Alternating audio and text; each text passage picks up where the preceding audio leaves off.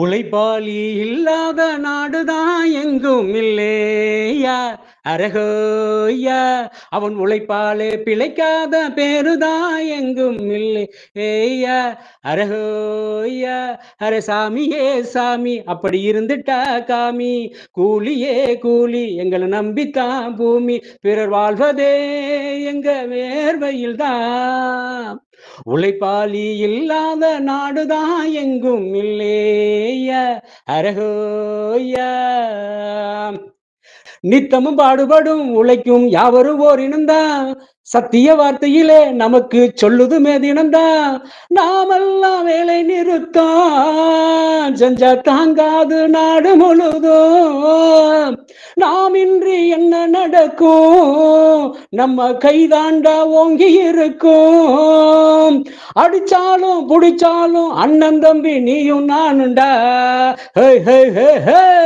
உழைப்பாளி இல்லாத நாடுதான் எங்கும் இல்லையா, அரகோயா.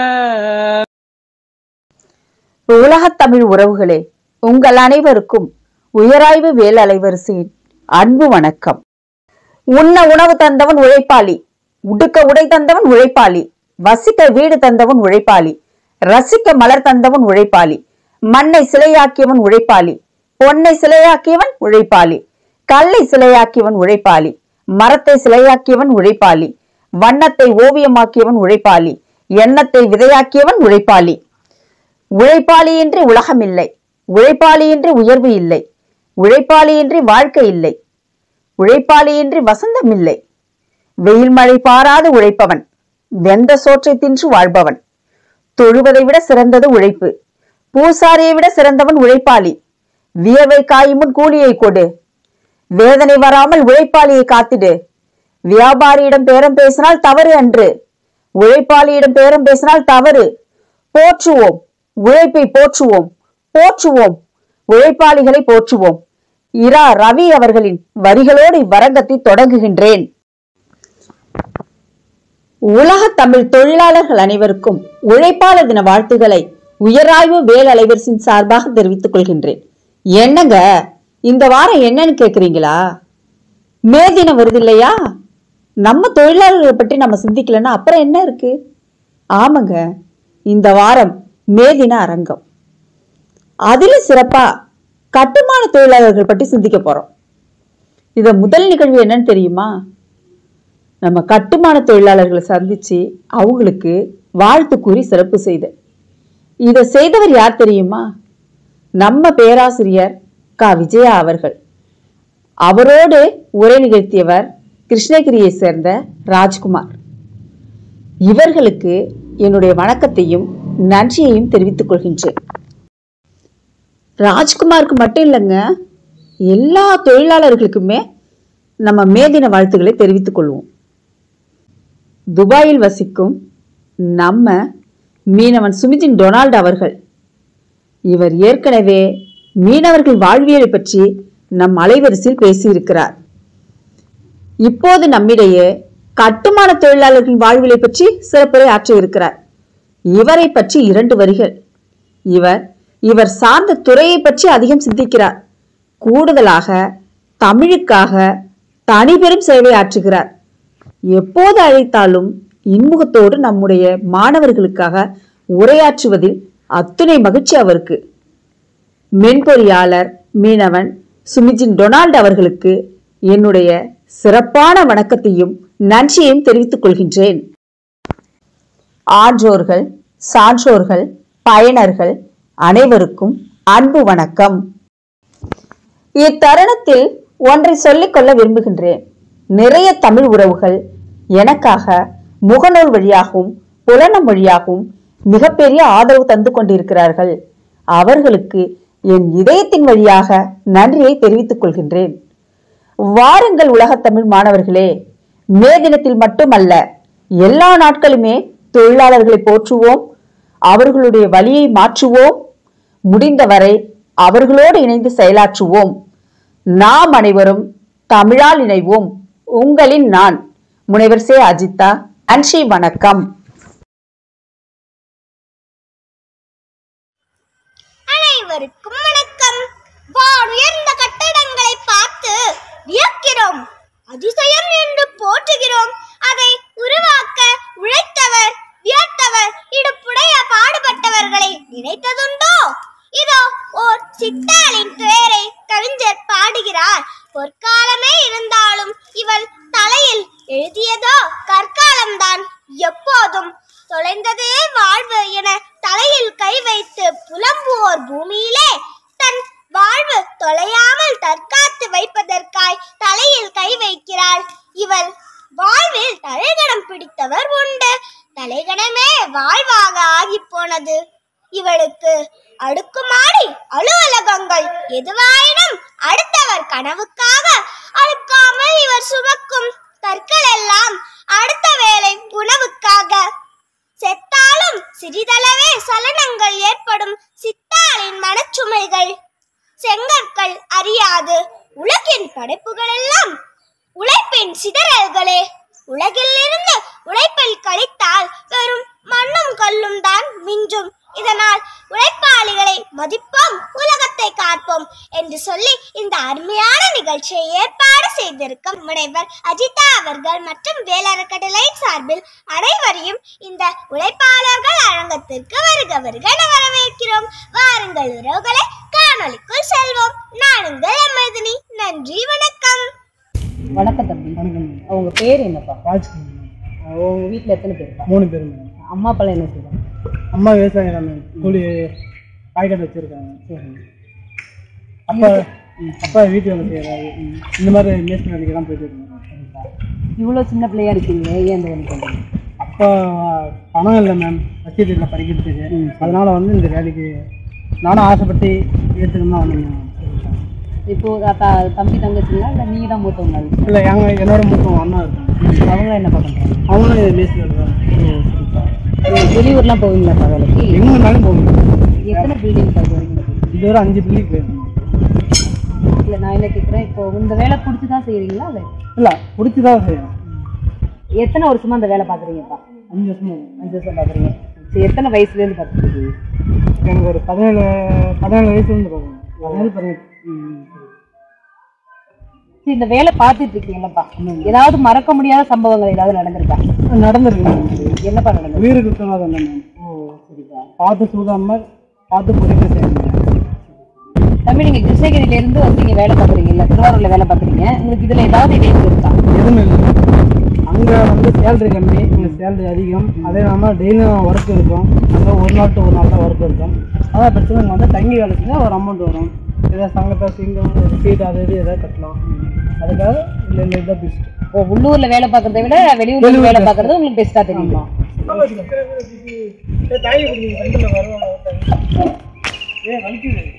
முன்னாடி வரும் வெயிட் இருக்காது.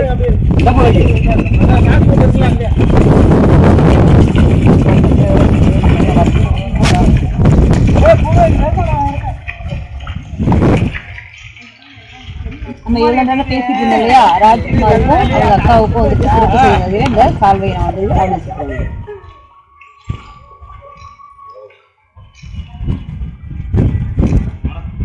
தொழிலாளர் தினம் வாழ்த்துக்கள். தொழிலாளர் தினம் வாழ்த்துக்கள்.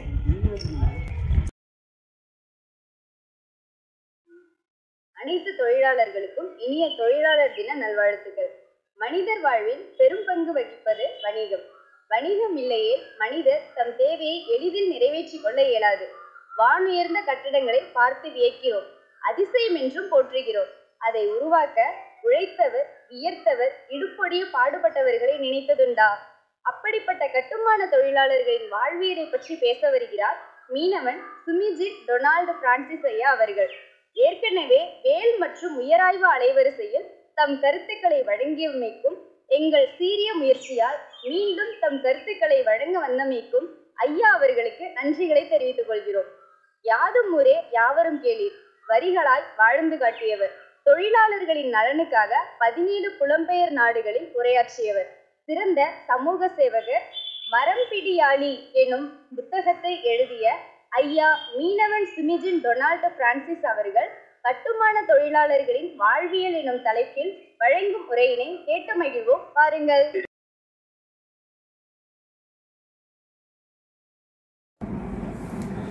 அனைவருக்கும் இனிய காலை வணக்கம்.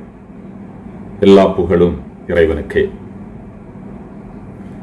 தோழர்களே, தொழிலாளர்களே, இன்றைய தினம் எனக்கு பேச வாய்ப்பு கிடைத்தது கட்டுமான தொழிலாளர்களின் வாழ்வியல் பற்றி. எனது பெயர் மீனவன் சுமிஜன் டொனால்ட். இதற்கு முன் உயராய்வு மற்றும் வேல் யூடியூப் சேனலில் உங்களுடன் உரையாடி இருக்கிறேன். மீனவர்களையும் மீனவத்தையும் அவர்களது வாழ்வியலை பற்றியும். இன்று உண்மையிலேயே மிகவும் மகிழ்ச்சி. உழைப்பாளர்களான கட்டுமான தொழிலாளர்களை பற்றி, அவர்களது வாழ்வியலை பற்றி பேச உண்மையிலே என்னை பயன்படுத்தியதற்கு மிக்க மிக்க நன்றி. தமிழ்துறை நமது முனைவர் அஜிதா அவர்களுக்கு. அவர்களது இந்த சேனல் உண்மையிலேயே மிகப்பெரிய ஒரு சாதனை படைத்துக் கொண்டிருக்கிறது என்பதில் மிக்க மகிழ்ச்சி. ஏழை எளிய மக்கள், தோடர், வடுகர், மீனவர் என பல மக்களுடைய, ஏழை மக்களுடைய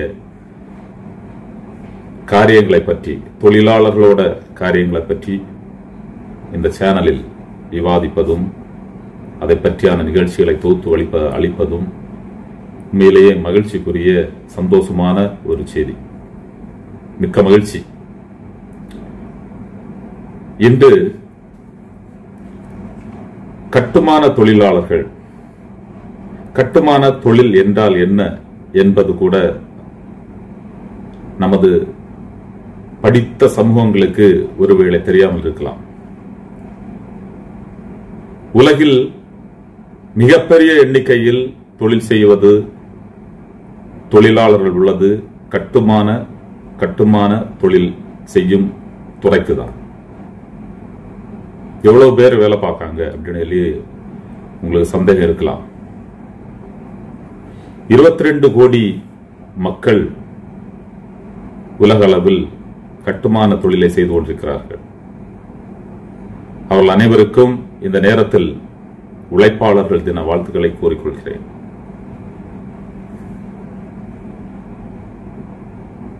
இந்த தொழில் எவ்வாறு நமது பகுதிகளில் அல்லது உலக அளவில் செம்மையாக நடக்கிறதா, இல்லை அந்த தொழிலாளர்கள் உண்மையிலேயே அவர்களுக்கான ஊதியத்தை பெறுகிறார்களா, இல்லை அவர்களை ஒவ்வொரு நாடுகளிலும் அல்லது நமது இடங்களிலும் அதற்கான அவர்களுக்கான வசதிகளையும் வாய்ப்புகளையும், இல்லை அவர்களது கரெக்டான ஊதியங்களையும் கொடுக்கிறார்களா என்பது கேட்டால் உண்மையிலேயே அவர்களை பற்றி யாரும் பேசாததும், அவர்களுக்கான தேவைகளை செய்து கொடுக்காததும், அவர்கள் ஒரு பொருளாக கருதாமல் அவர்களுக்கென ஒரு குரல் கொடுக்கவும் யாரும் இல்லாமல் இருப்பது மிக்க வேதனை. குறிப்பாக நமது தமிழக மக்கள், தமிழக கட்டுமான தொழிலாளர்கள் பல வெளிநாடுகளிலும் சென்று வேலை பார்ப்பதுண்டு. குறிப்பாக துபாய் போன்ற பெரிய பெயரெடுத்த நகரங்களில் அவர்கள் மிக குறைந்த ஊதியத்தில் வேலை பார்த்துக் கொண்டிருப்பது மிக்க மிக்க வேதனையான ஒரு காரியம். ஏன் துபாய் போன்ற நகரங்களில் வந்து மிகவும் குறைந்த ஊதியத்தில் வேலை பார்க்கிறார்கள்? நமது அரசாங்கமும் நமது சூழ்நிலையும் அவர்களுக்கான தொழில் அங்கே கொடுக்காததனால் இந்த மக்கள் இன்று வேதனையிலும் வருத்தத்திலும். நான் பார்த்திருக்கிறேன் துபாயில் வந்து படக்கூடிய கஷ்டங்களை.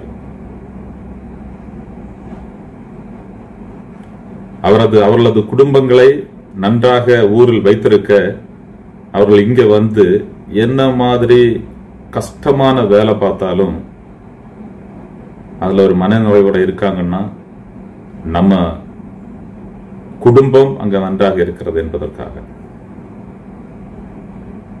ஏன் இவ்வாறு இந்த சூழ்நிலை அவர்களுக்கு இருக்கிறது? கட்டுமான தொழிலில் போதுமான வருமானம் இந்த தொழிலாளர்களுக்கு தான் இல்லை என்பதை மாற்றி பார்த்தோம் என்றால் யாருக்கு அவர்களால் வருமானம் வருகிறது என்பதையும் இங்கே சொல்ல வேண்டும். கட்டுமான தொழில் என்பது உலகளவில் நடக்கக்கூடிய மிகப்பெரிய ஒரு வியாபாரம். நமது இடங்களில் அது அவ்வாறாக இதுவரை வரவில்லை. கட்டுமான தொழிலாளர்களை பெரிய நகரங்களில், துபாய் போன்ற நகரங்களில் அவர்களால் தான் கட்டிடம் எழுப்பப்படுகிறது. அவர்கள் இருந்தால்தான் அந்த கட்டிடம் முழுமை அடையும்.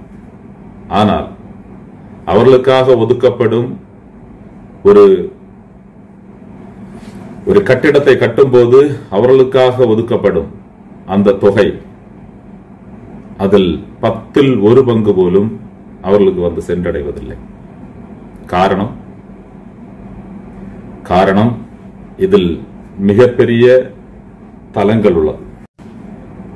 கட்டுமான தொழில், அதாவது ஒரு கட்டிடம் கட்ட குறைந்தபட்சம் 5, 6 அல்லது 10 அடுக்கான கம்பெனிகள் இருக்கின்றன. இந்த கம்பெனிகள் தான் இவர்களது அந்த ஒரு ஊதியத்தை மிக குறைக்க காரணம். நமது நாடுகளில், நமது தமிழகத்தை எடுத்துக்கொண்டால் அங்கே 2 அல்லது 3 நபர்களில் ஒதுங்கி விடுகிறது. இருந்தாலும் அங்கு நமது கட்டுமான பணியாளர்களுக்கு போதுமான வேலை கிடைப்பதில்லை. காரணம், அங்கு இந்த கட்டுமான தொழிலை ஒரு துறையாகவோ அல்லது அதை பணம் சம்பாதிக்கும் அல்லது இந்த மக்களுக்கு நல்ல வேலை வாய்ப்பு கொடுக்கும் துறையாக பார்ப்பதில்லை. இன்றும் அரசாங்கம் செய்யக்கூடிய அந்த கட்டுமான வேலைகளை செய்வது ஒரு தனியாரிடம் கொடுத்துவிட்டு அவர்கள் இந்த மக்களை சிறிய ஊதியத்தில் அங்கு வேலை வாங்குவதும், இதற்கிடையில் உள்ள ஏஜென்ட்களும் அவர்கள் இவர்களை வஞ்சித்து தேவையில்லாத நிறைய அவர்கள் வேலையை கொடுப்பதும், அதே நேரத்தில் ஊதியம் கொடுக்காமலும், லஞ்சம் ஊழல் என இதற்கிடையில் கமிஷன் என பல பணங்களும் அதிலிருந்து போவதும் அங்கு கட்டுமான தொழில் ஒழுங்காக வரவில்லை. அதனால் அந்த துறையினை யாரும் கவனிக்கவோ அதை ஒரு பொருட்டாகவோ எடுத்து மிகப்பெரிய அளவில் செய்வதில்லை. அதே நேரத்தில் துபாய் போன்ற நகரங்களில் இந்த கட்டுமானம் என்பது, அதனால்தான் துபாய் வளர்ந்தது அப்படி என்று சொல்லலாம். துபாய் வளர்ந்தது இங்கே உள்ள கட்டிடங்கள் கட்டப்பட்டதனால். இன்று உலகளவில் முதன்மையாக நிற்கும் மிகப்பெரிய புர்ஜ் கலிஃபா என்று அழைக்கக்கூடிய அந்த கட்டிடம் வந்ததும் இவ்வாறான தொழிலாளர்களின் மிகப்பெரிய ஒரு உழைப்பால். இதில் நான் என்ன சொல்ல வருகிறேன் என்பது மிக முக்கியமான விடயம். நமது பகுதிகளிலும் இந்த கட்டுமான தொழிலை மிகப்பெரிய அளவில் அதற்கான ஒரு மதிப்பையும் மரியாதையும் கொடுத்து நாம் தக்க நடவடிக்கைகளோடு அங்கு மேற்கொண்டோம் என்றால், துபாய் எவ்வாறு நமக்கு இப்போ அது ஒரு வியாபார நோக்கில் கட்டிடங்களை கட்டுவதும் ஆட்களை அதில் குடியமர்த்துவதும், இங்கே ஒவ்வொரு ஏரியா புது இடங்களில் சென்று அந்த இடத்தை கட்டிடங்களை கட்டி அதில் குடியமர்த்தி அப்படியே வளர்ந்து கொண்டிருக்கிறார்கள். ஆனால் நாம் என்ன செய்து கொண்டிருக்கிறோம் நமது தமிழகத்திலோ இந்தியாவிலோ? அது போன்ற மாற்றங்கள் வந்தால் இது யாருக்கு பலனுள்ளதாக அமையும்?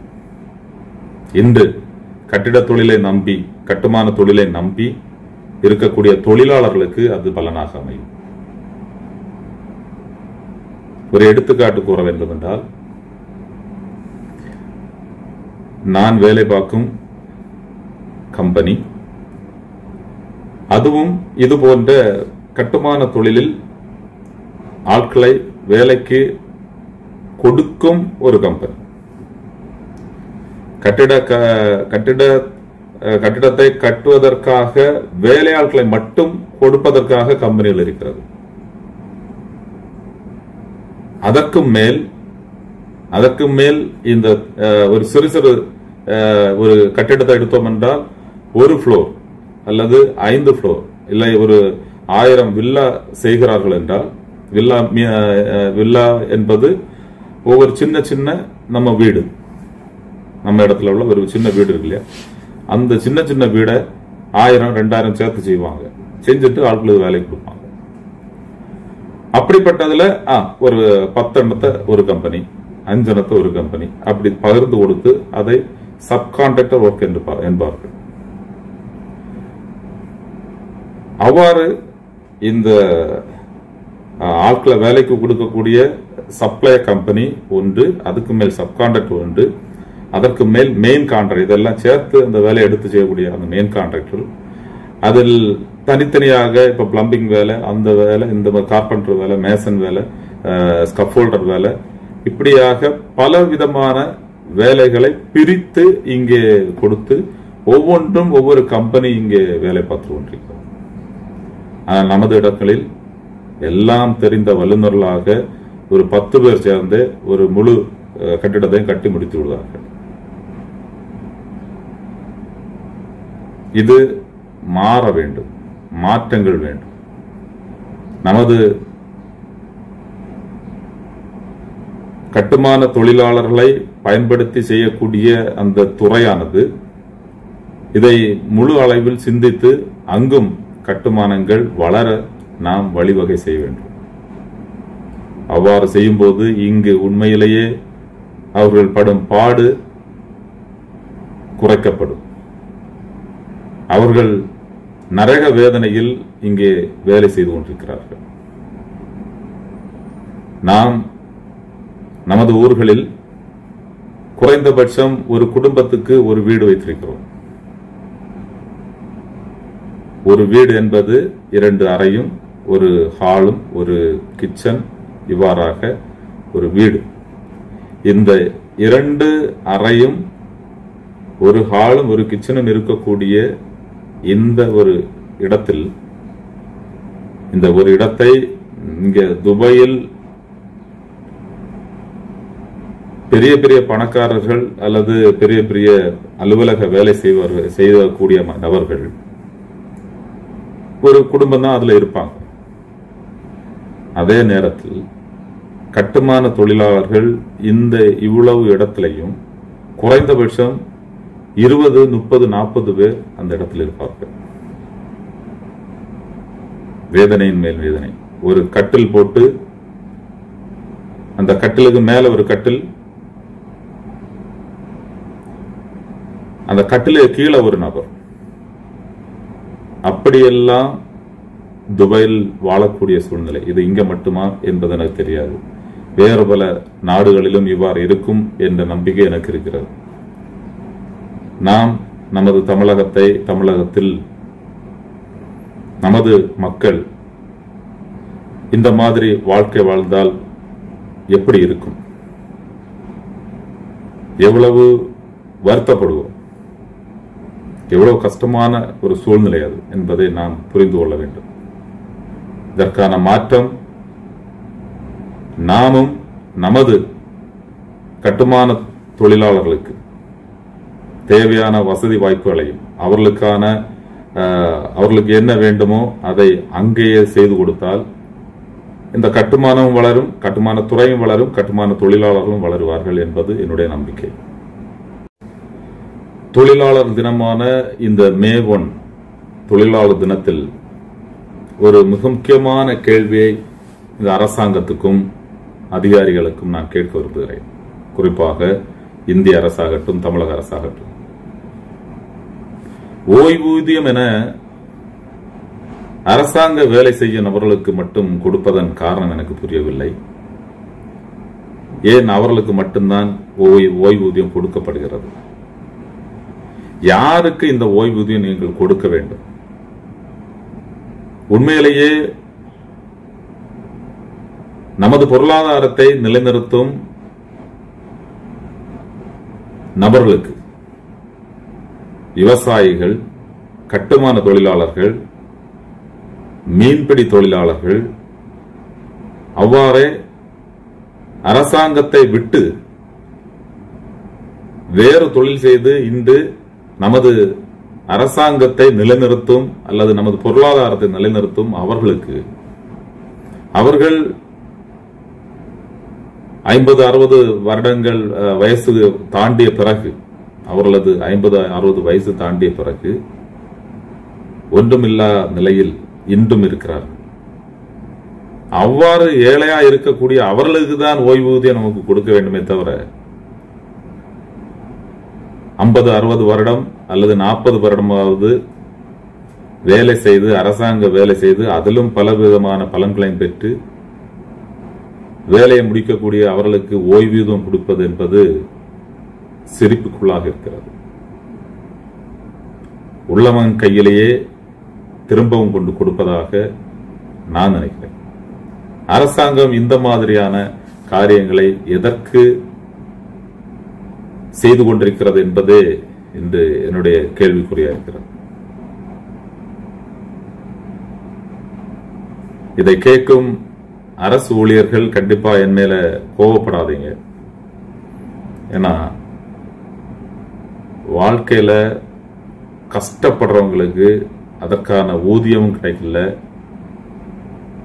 அதற்கான அரசாங்க உதவியும் கிடைக்கல. அதனால்தான் இதை நான் சொல்றேன்.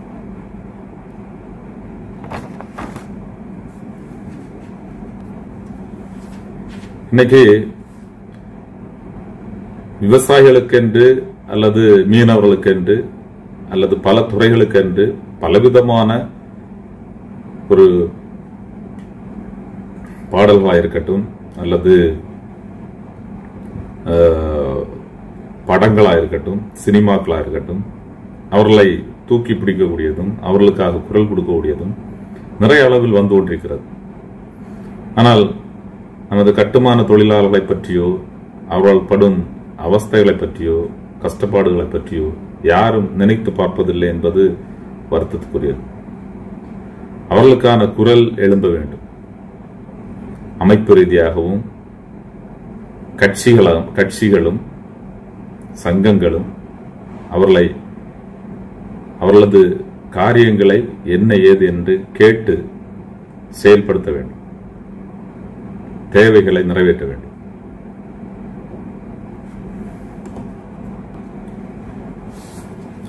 அவ்வாறே இந்த கட்டுமான தொழிலாளர்களுக்கு எந்தெந்த விதத்தில் நாம் உதவி செய்ய முடியுமோ அந்தந்த எல்லா விதத்திலும் நாம் உதவி செய்ய வேண்டும். ஏனென்றால் அவர்கள் கூலி சிறிய ஒரு இதுக்காக தான் அவங்க வேலை பார்த்துட்டு இருக்காங்க. அது மாற வேண்டும். மாற்றம் எவ்வாறு வேண்டும் என்றால் அவர்கள் கூலி வேலைக்கு உழைப்புக்கேற்ற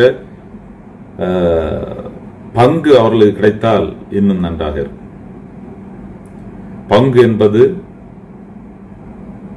வரக்கூடிய வருமானத்தில் அவர்களுக்கு கொடுக்க வேண்டிய ஒரு ஷேர், அந்த பங்கு. இதை கட்டிட வல்லுநர்களும் கட்டிடத்தை கட்டக்கூடிய கம்பெனிகளும் இதை உண்மையிலேயே நீங்க பரிந்துரை செய்தீர்கள் என்றால் கண்டிப்பாக அவர்களது வாழ்வும் நன்றாக அமையும். தற்போது நமது கலாச்சார மாறுபாட்டில் நாம் அதிகம் மக்கள் கட்டுமான தொழில் செய்யக்கூடிய நபர்களின் மக்களும் மற்றுள்ள அனைத்து மக்களும் கட்டுமான தொழில் படிப்பு, அதன் உயரிய படிப்புகளை படித்துக் கொண்டு என்ன வேலை செய்யலாம் என்பது அறியாமலே மீண்டும் அந்த மாதிரியான தொழிலை நிறைய பேர் செய்து கொண்டிருக்கிறார்கள்.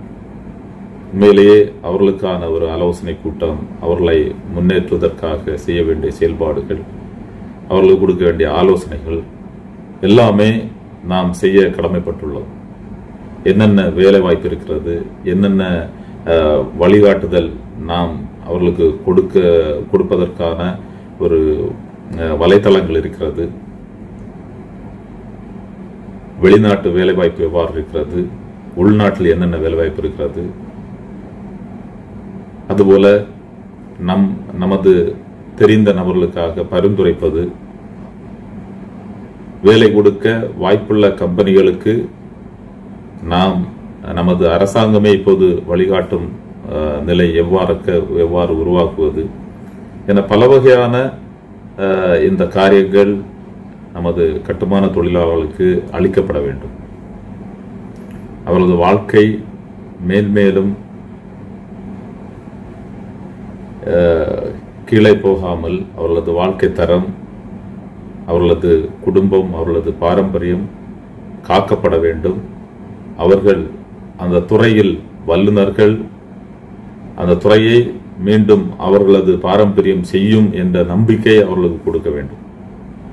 அவ்வாறு கொடுக்கும்போதுதான் அந்த தொழில் துறை, அந்த துறை மிகவும் மேம்படும். அதனால் நமது அரசாங்கத்துக்கும் நல்லது, பொதுமக்களுக்கும் நல்லது, அந்த தொழில் செய்யும் தொழிலாளர்களுக்கும் மிக்க மிக்க நல்லது. பொதுவாக எனது எல்லா உரையிலும் இருக்கும் ஒரே ஒரு வார்த்தை, ஒன்றுபட்டால் உண்டு வாழ்வு, நம்மில் ஒற்றுமை இல்லையே அனைவருக்கும் தாழ்வு. அதைதான் இப்போது கட்டுமான தொழிலாளர்களுக்கும் நான் சொல்ல விரும்புகிறேன். உண்மையிலேயே மிகப்பெரிய சங்கங்களும் அமைப்புகளும் பல பல விவசாயிகளுக்கும், மீனவர்களுக்கும், வேறு பல தொழிலாளர்களுக்கும் இருக்கிறது. ஏன் கட்டுமான தொழிலாளர்களுக்கான ஒரு மிகப்பெரிய அமைப்பு, சங்கம் தமிழக அளவில் அல்லது மாவட்ட அளவில் அல்லது இந்திய அளவில் ஏன் உருவாகவில்லை என்பதை உங்களிடம் கேள்விக்குறியாக வைக்கிறேன். நீங்கள் செய்ய வேண்டிய நிறைய காரியங்கள் அமைப்பு வழியாகவோ சங்கங்கள் வழியாகவோ செய்ய வேண்டிய நிறைய காரியங்கள் இருக்கிறது. ஒருவேளை ஆங்காங்கே ஒரு சிறு சிறு சிறு அமைப்புகளும் இருக்கலாம், எனக்கு தெரியவில்லை. ஆனால் நமது தமிழக அளவில் மிகப்பெரிய போராட்டம் செய்யவோ, இந்திய அளவில் போராட்டங்கள் செய்யவோ, உங்களுக்கான உரிமையை நீங்கள் பெற்றெடுப்பதற்காக இதுவரை எந்த அளவு வளர்ந்திருக்கிறீர்கள் என்பது கேள்விக்குறியாக இருக்கிறது. ஆகவே அவ்வாறான ஒரு செயல்பாடில் நமது கட்டுமான தொழிலாளர்கள் இறங்க வேண்டும். அவர்களுக்கான தேவைகளை அரசாங்கத்திடம் கேட்டு பெற வேண்டும் என்பதையும் இந்த நல்ல நேரத்தில் கூறிக்கொள்ள விரும்புகிறேன். உடலினை எந்திரமாக்கி, உழைப்பினை உரமாக்கி, உயிரை பணயமாக்கி உலகை இயக்க வைக்கும் உன்னத தொழிலே கட்டுமான தொழில். வீட்டை உயர்த்திட, நாட்டை காத்திட, நாளை உருவாக இன்று உழைத்திடும் உன்னத கரங்களே கட்டுமான தொழிலாளர் கரங்கள். தொழிலாளர் தின வாழ்த்துக்கள் கூற மிகப்பெரிய ஒரு பொக்கிஷமாக வாழக்கூடிய தொழிலாளர்கள் கட்டுமான தொழிலாளர்கள். ஆகவே இந்த இனிய நாளில் கட்டுமான தொழிலாளர்களுக்கு மே தின வாழ்த்துக்கள், தொழிலாளர்கள் தின வாழ்த்துக்கள். எங்கள் அனைவரும் பாராட்டுகளும் வாழ்த்துக்களும். உலகம் வாழ நீங்கள் தான் காரணம்.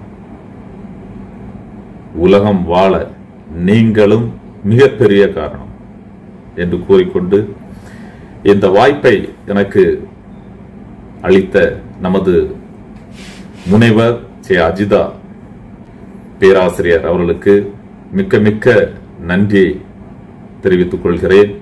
அவரது உயராய்வு மற்றும் வேல் யூடியூப் சேனல் இன்னும் மிகப்பெரிய அளவில் தமிழக மக்களின், மனிதர்களின்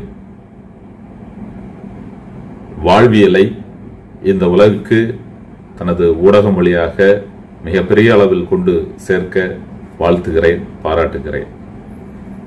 வாய்ப்பளித்தமைக்கு மிக்க மிக்க நன்றி.